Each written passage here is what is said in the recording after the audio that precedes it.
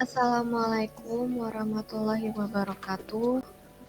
Kami dari kelompok 6 ingin mempresentasikan mengenai laporan akhir perancangan arsitektur sistem informasi enterprise dengan dosen pengampu Bapak Hari Supriyadi. Selanjutnya, ini merupakan anggota kelompok. Pertama ada Yusuf Heriandani, kedua ada Erika Putri Wulandari, ketiga ada Reva Gaplana, keempat ada Rekson Celestarandi, dan terakhir ada Raffi Renaldi Saputra. Ada pendefinisian ruang lingkup PT Tirta Investama. Di sini kami menggunakan kerangka kerja TOGAF ADM dengan perancangan arsitektur mencakup sistem tertentu pada PT Tirta Investama dan tidak berkaitan dengan instansi lain. Selanjutnya ada visi misi dari PT Tirta Investama. Pertama itu telah menjadi bagian dari keluarga sehat Indonesia lebih selama dari 30 tahun. Selanjutnya ada mereka ingin membawa hidrasi berkualitas untuk kesehatan yang lebih baik bagi sebanyak mungkin masyarakat Indonesia melalui produk dan layanan mereka. Selanjutnya, mereka ingin membangun organisasi yang dinamis, terbuka, dan beretika dengan budaya pembelajaran yang memberikan kesempatan berkembang yang unik bagi para karyawan. Dan terakhir, mereka ingin menjadi acuan dalam pembangunan berkelanjutan, melindungi sumber daya airnya untuk melestarikan lingkungan dan memberdayakan masyarakat. Selanjutnya ada tujuan PT Tirta Investama. Pertama, mereka ingin membawa kesehatan melalui pangan kepada sebanyak mungkin orang. Dan kedua, Aqua selalu ingin melakukan program untuk menyehatkan konsumen Indonesia. Di antaranya itu melalui program aksi Aqua untuk Keluarga Sehat Indonesia dan AUAI, yaitu Aqua untuk Anak Indonesia. Selanjutnya di sini adalah metodologi perencanaan. Kami menggunakan metode perencanaan studi pustaka dan TOGAF ADM sebagai framework dalam perancangan arsitektur, di mana metode studi pustaka adalah metode pengumpulan data yang diarahkan kepada pencarian data dan informasi melalui dokumen-dokumen, baik dokumen tertulis, foto-foto, gambar, maupun dokumen elektronik yang dapat mendukung dalam proses penulisan.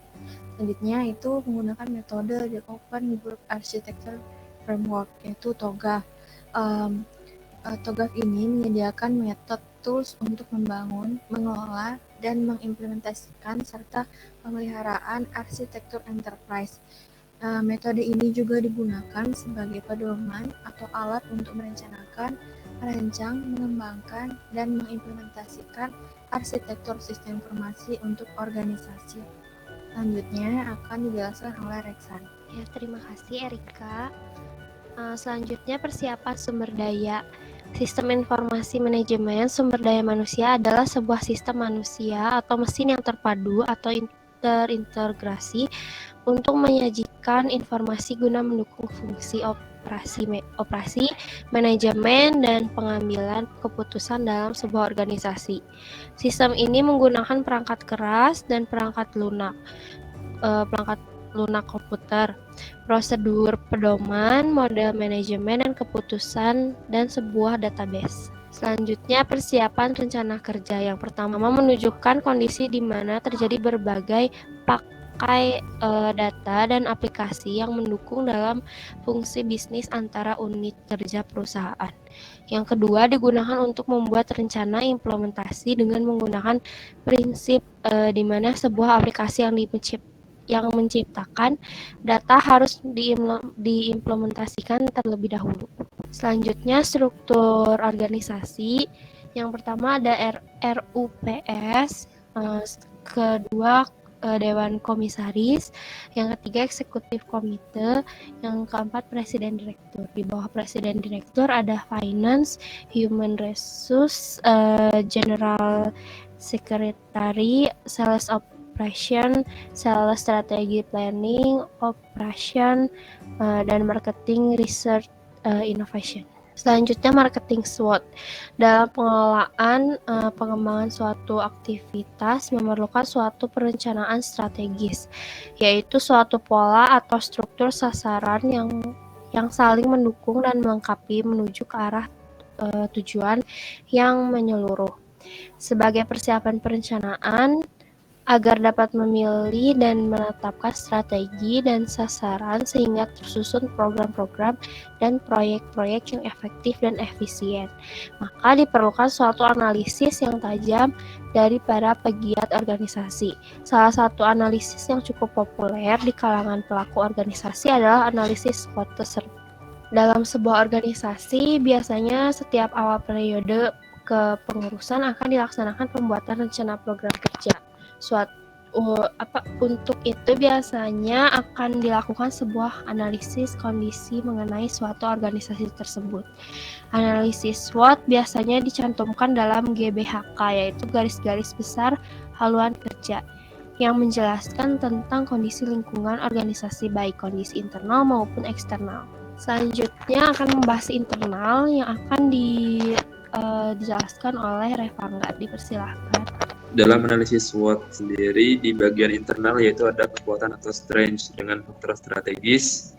Pertama, produk yang berkualitas. Kedua, harga produk yang kompetitif. Ketiga, jaringan distribusi yang luas. Keempat, SDM yang terlatih. Dan kelima, teknologi pengembangan produk yang mutakhir. Selanjutnya, ada kelemahan atau weakness, di mana faktor strategisnya itu ada ketersediaan bahan baku, harga produksi yang tinggi, kemasan yang bervariatif, kurangnya promosi, dan sedikit motivasi produk.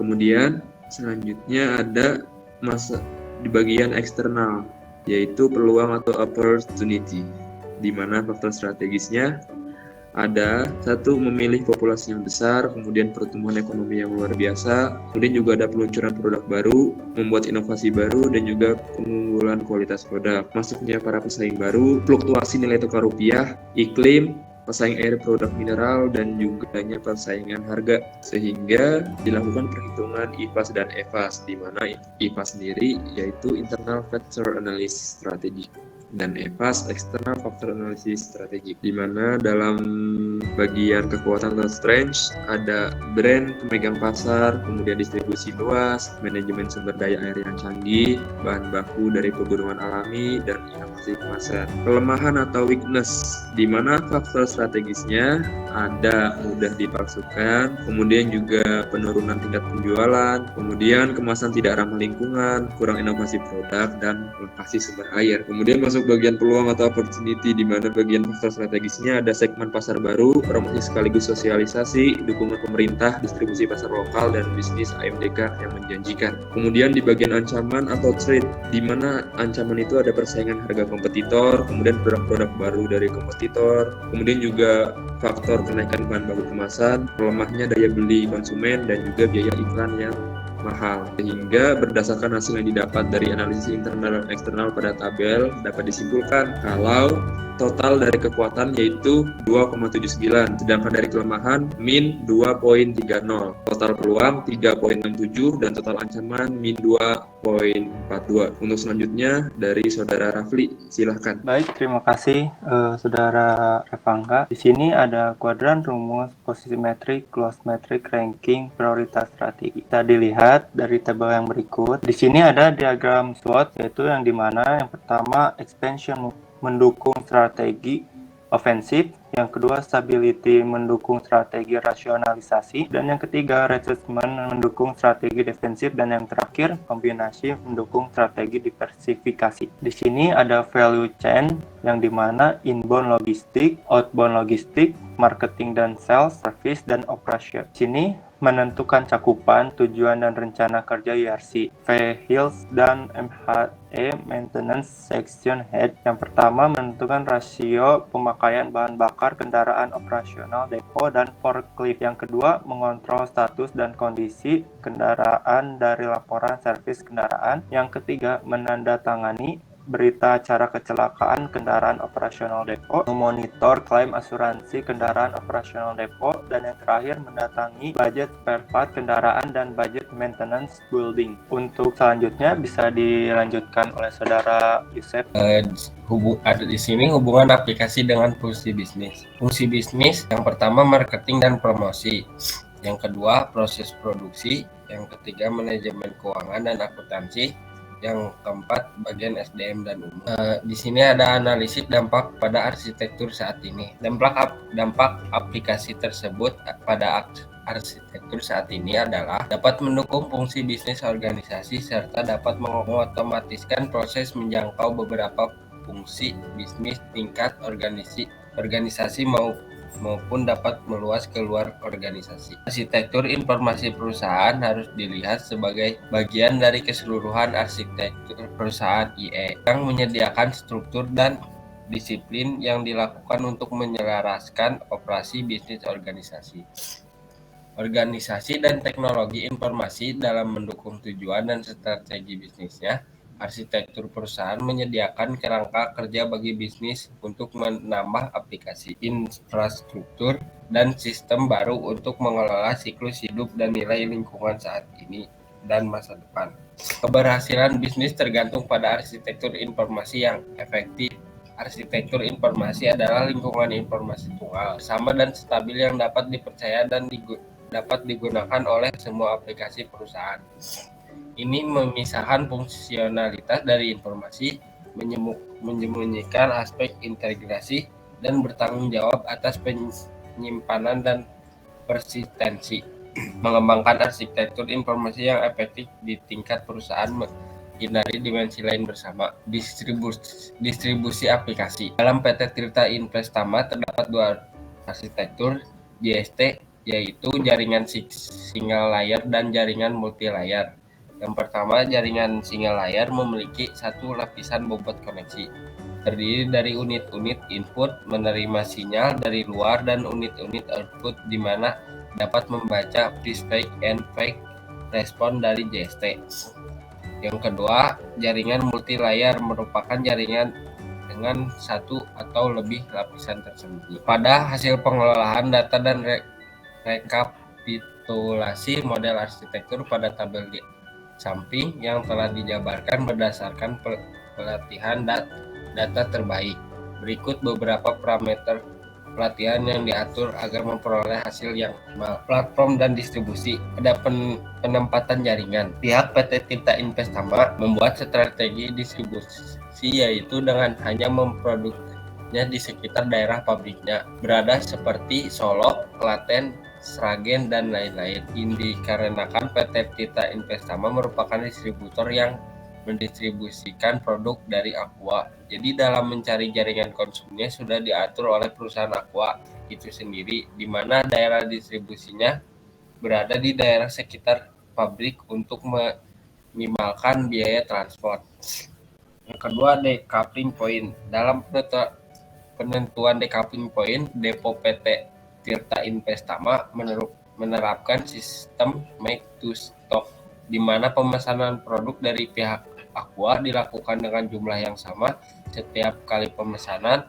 Hal ini menurut mereka dilakukan untuk menghindari stock out jika terjadi lonjakan permintaan secara tiba-tiba, serta menjaga kepuasan konsumen dengan memberikan lead time paling lama 4 hari. Berikut merupakan prioritas pengembangan aplikasi yang ada di arsitektur aplikasi pada PT Tirta Investama adalah yang tahap pertama, prioritas urutan, pendaftaran distribusi atau mitra baru, sistem informasi distribusi produk dan pendapatan.